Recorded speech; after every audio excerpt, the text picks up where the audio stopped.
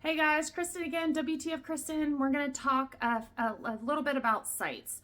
I was just doing the NRA show this past weekend and saw a lot of bad grips and saw a lot of helping some ladies with their sight picture. So it's kind of hard to explain, so I'm going to do two things. I'm going to kind of do what I do with my ladies when I train them, but then I'm going to turn the camera around and I'm going to show you some different sights and kind of what to look for, which is also what I do. So the easiest thing to explain it is if this is the target and this is the front sight and this is the rear sight for you, you are going to try to line these up just like so. And you're going to focus on the front sight, placing it over the target and align them like so. Hopefully that's a little bit more helpful.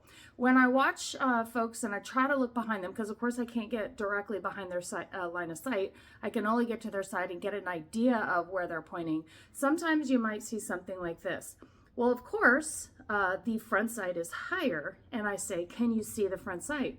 Well, duh, they can see it, but it's not going to be aligned and the shot's going to go high.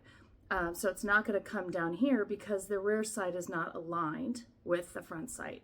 So let me show you what I mean also on the other side. Hold on.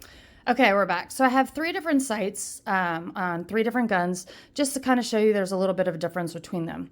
But for example, this was something that I had the exact example happen at the NRA show. So the lady was looking through the sights. Now, if we're focusing on this spot right here, I'm going to take my firearm and I'm going to put this in between here, and I need to line them up. You want to see, and I'm trying to do this there. This is what you want to see.